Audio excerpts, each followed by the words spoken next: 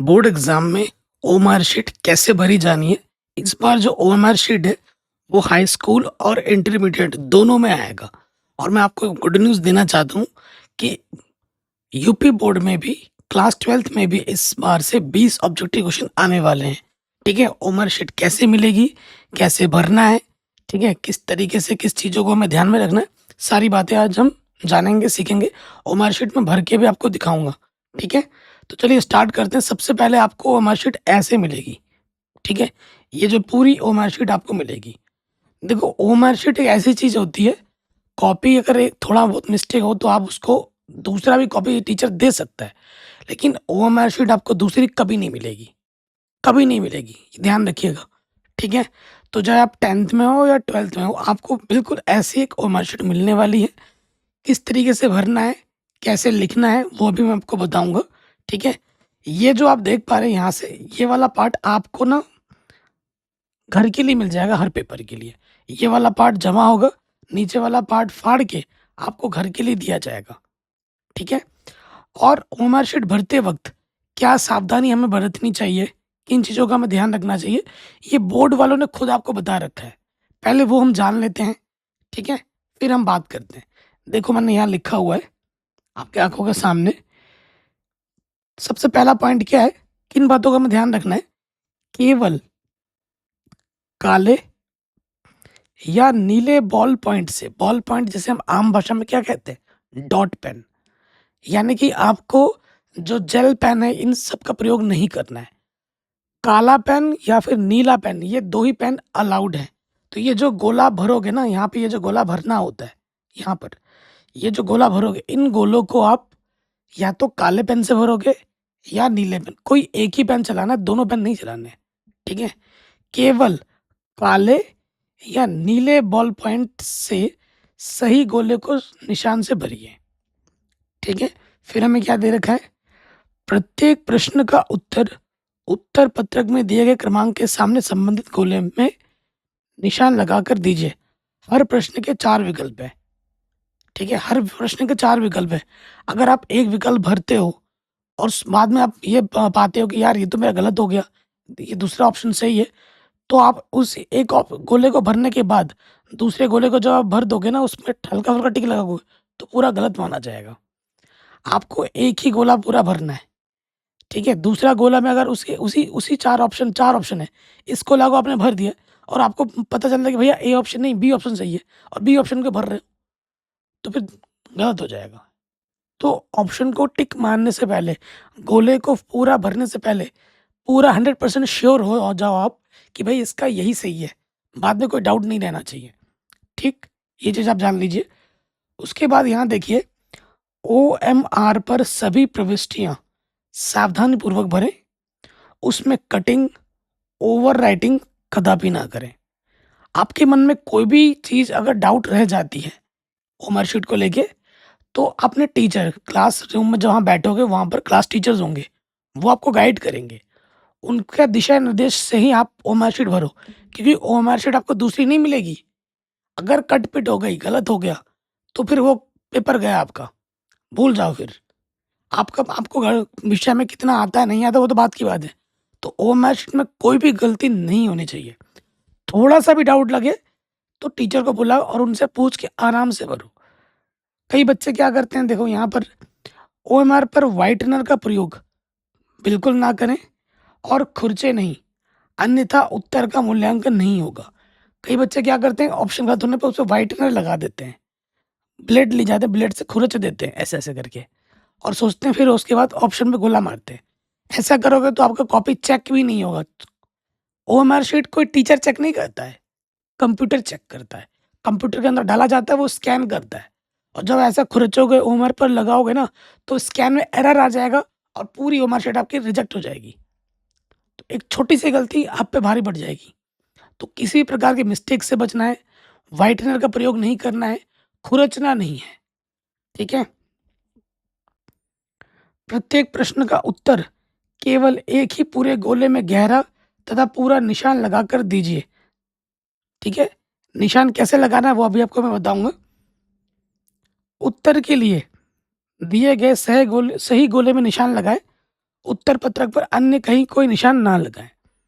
जो गोला सही है उसको ही भरें, बाकी किसी जगह पे कोई निशान का प्रयोग ना लगाएं। उसके बाद जो भी आपको पेपर मिलेगा, पेपर में कोड लिखा होगा WB, WX, BZ, इन कोड को वहाँ पर ज़रूर लिखना है। ठीक है, इन कोड्स को वहाँ पर ज़रूर लिखना है और ये कोड वहाँ पर भरने हैं। अब मैं आपको ओएमआर शीट दिखाऊंगा कैसे भरी जानी है। सपोज करो आपका हिंदी का पेपर है, आपका क्या है, आपका हिंदी का पेपर है, ठीक है, और आप पेपर देने गए हो, चाहे आप 10th में हो या 12th में हो।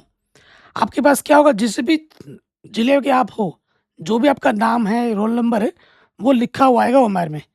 ज़िले का नाम यहाँ लिखा हुआ होगा, केंद्र का जो कोड होगा वो भी लिखा हुआ आएगा ओएमआर शीट में, आपका जो रोल नंबर है वो भी लिखा हुआ आएगा, आपको नहीं लिखना है।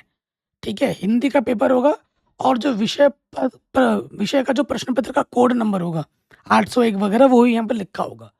बाकी जो WX फैक्स होता है वो सब नहीं लिखा होगा, वो आपको खुद लिखना है। सपोज करो जो आपका कोड है वो कितना है, WX है। ठीक है, यहाँ पर सपोज करो AH है, मान लेते हैं क्या है, AH है, तो AH आप यहाँ लिखोगे और उसके बाद इस A को अच्छे से भरोगे, ये पूरा ऐसे गोले को पूरा भरना है।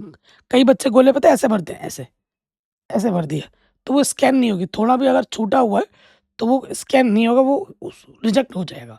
वो सोचेगा इसने इसमें कुछ किया ही नहीं है। तो गोले को अच्छे से भरना है। ए पे लगाया, फिर एच को, जैसे मैंने नीला से भरा तो सारे को नीले से ही करना है, अगर काले से करा तो सारे को काले से ही करना है। एच भर दिया, ठीक है, ये हो गया। उसके बाद यहाँ पर आपके सिग्नेचर होंगे, परीक्षार्थी के सिग्नेचर, यहाँ पर कक्ष निरीक्षक के सिग्नेचर होंगे, जो क्लास में बैठा होगा ना। अगर वो साइन नहीं करता, जो क्लास में बैठा है बंदा, तो आपकी कॉपी चेक नहीं होगी, आपको अनुपस्थित माना जाएगा, ये ध्यान रखिए। उसके बाद अगले टर्म में क्या है, जो चीज़ आपको घर के लिए दी जाएगी, जैसे परीक्षार्थी के सिग्नेचर यहाँ पर होंगे, कक्ष निरीक्षक के सिग्नेचर यहाँ पर होंगे, ठीक है, और जो पेपर कोड है यहाँ पर आपने लिखा AH, वो आपको यहाँ लिखना होगा। और ये वाला ना आपको घर के लिए मिलता है, ये आपको फाड़ के दे दिया जाएगा। जैसे सपोज करो आपने क्या किया, फर्स्ट का A लगाया, आपने क्या किया, पहले वाले का A ऑप्शन सही है, तो पहले वाले का A, उत्तर में A लिखोगे और फिर यहाँ A पे गोला मार दोगे अच्छे से। A पे क्या करोगे, गोला मारोगे ऐसे, ठीक है, A को भर दोगे आराम से। आई बात समझ में। सपोज करो आप सोचोगे कि दूसरे का B सही है, तो यहाँ दूसरे का B सही है तो B लिख दोगे और फिर B ऑप्शन को गोला मारोगे ऐसे, ठीक है। अगर आपको लगता है तीसरे का C सही है, तो तीसरे का C लगाने के बाद यहाँ C ऑप्शन को अच्छे से भरोगे, ठीक है। वो गोले के बाहर ना जाना चाहिए, गोले में पूरा होना चाहिए। जैसे यहाँ पर अगर देखेंगे ये गोले से बाहर जा रहा है, तो ये सही नहीं है, ये सही रूप में आपको करना पड़ेगा, ठीक है। इसको मिटाइए, ध्यान रखना है कि गोले से बाहर नहीं जाना है, ऐसे पूरा गोले को भरना है। और कोई ऑप्शन छोड़ो मत, क्योंकि ऑब्जेक्टिव है, छोड़ोगे तो आपका नंबर छूट जाएगा। भले ही आपके 20 ऑब्जेक्टिव में आपको 10 आए, 15 जितने भी आए, बाकी अगर 4-5 आपको नहीं आ रहे तो भी भगवान के नाम पे लगा दो। और एक ट्रिक बता रहा हूँ, सपोज करो आपको 15 नंबर तक आता है और 16 से लेकर 20 नंबर तक आपको नहीं आता है, तो कई बच्चे क्या करते हैं, 16 का B, 17 का A, 18 का B, 19 का D, 20 का ऐसे लगाते हैं। ऐसे अंदाजा मारने से ना आपके चांसेस बहुत कम हो जाते हैं कि आपके पाँचों में से एक भी सही हो। तो ऐसे प्रश्नों में क्या होता है, क्योंकि जो भी प्रश्न बनाए जाते हैं वो एक सीरीज़ होती है कि इसका ये, उसका वो, एक तरीके से नहीं होता है। तो अगर आप ऐसे टिक मारोगे ना कि 16 का C, इसका भी C, इसका भी C, इसका भी C, ऐसे कर दोगे तो 1-2 सही होने के चांसेस हो जाते हैं कि भाई 15, 5 में आपने जो टिक किया एक सही हो जाएगा। थोड़ा-मोड़ा अगर इधर-उधर जा रहा है तो आस-पास टिक लगा दो BC, BC, तो इसमें चांस सही होने के चांस ज़्यादा होते हैं, ठीक है? ये चीज़ जान लो आप। तो कुल मिला के मैंने आपको ओएमआर शीट दिखा दी है, ठीक है? ओएमआर शीट कैसे बनना है, ये सारी एंट्रीज़, ठीक है? ये सारी एंट्रीज़ लिखी हुई आएँगी, ठीक है? आपको उत्तर पे सही टिक मारना है, सही गोला भरना है। यहाँ पर आपको कोड लिखना होता है। आप 10th में और 12th में आप कोड लिखेंगे। उसके बाद सेम चीज़ आपको यहाँ पर लिखनी है। ये सारी एंट्री पहले से भरी हुई आएगी। यहाँ पर आपके सिग्नेचर होंगे, यहाँ आप कोड लिखोगे, ठीक? और यहाँ पर ये सब भरने के बाद कोई ऑप्शन आपको छोड़ना नहीं है, मैं आपको पहले बार-बार बता रहा हूँ। और उसके साथ-साथ क्या चीज़ें हमें ध्यान में रखनी है, वो सारी मैंने यहाँ पर बता दी हैं, ठीक है? वो सारी मैंने यहाँ पे बता दी है। उसके साथ-साथ ये 2 पॉइंट एक्स्ट्रा है कि कक्ष निरीक्षक का यह दायित्व होगा, ये आपके लिए नहीं, ये टीचर के लिए है। तो ये चीज़ आपको नहीं देखना है, ठीक है? और कट-पिट नहीं होना चाहिए, ये सबसे ज़्यादा ज़रूरी चीज़ है। कोई भी देखो, और हड़बड़ाहट में हम क्या करते हैं, हड़बड़ाहट में हमसे ये गलती हो जाती है कि दूसरे का बी लिखना है तो हम तीसरे का बी लगा देते हैं फटाफट हड़बड़ाहट में, ओमर शीट में। तो ये हड़बड़ाहट नहीं होनी चाहिए। दूसरे का बी, तो आराम से दूसरे का बी पे गोला मारना है, ठीक है? ये हड़बड़ाहट नहीं होनी चाहिए। तो ये ऐसा ओएमआर शीट आपको देखने को मिलेगा इस साल 2025 के बोर्ड एग्ज़ाम में। 10th एंड 12th दोनों में ओएमआर शीट इस साल आने वाली है।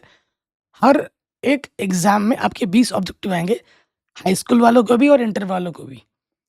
तो कई बच्चे मुझसे पूछ रहे थे इंटर वाले कि सर ओएमआर शीट आएगा कि नहीं? तो 100% श्योर हो, अगर आप यूपी बोर्ड से हो तो आपके ओएमआर शीट आएँगे। और आपको पता है, अगर आप बिहार बोर्ड से हो तो आपकी तो ओएमआर शीट आती ही आती हैं। 50 ओएमआर शीट क्वेश्चंस में आता है ना, 100 होते हैं जिनमें से 50 करना होता है। बाकी मैंने सब कुछ पढ़ा रखा है, लिंक्स मिल जाएँगे डिस्क्रिप्शन पे। तो डिस्क्रिप्शन एक बार ज़रूर चेक कर लें। जय हिंद।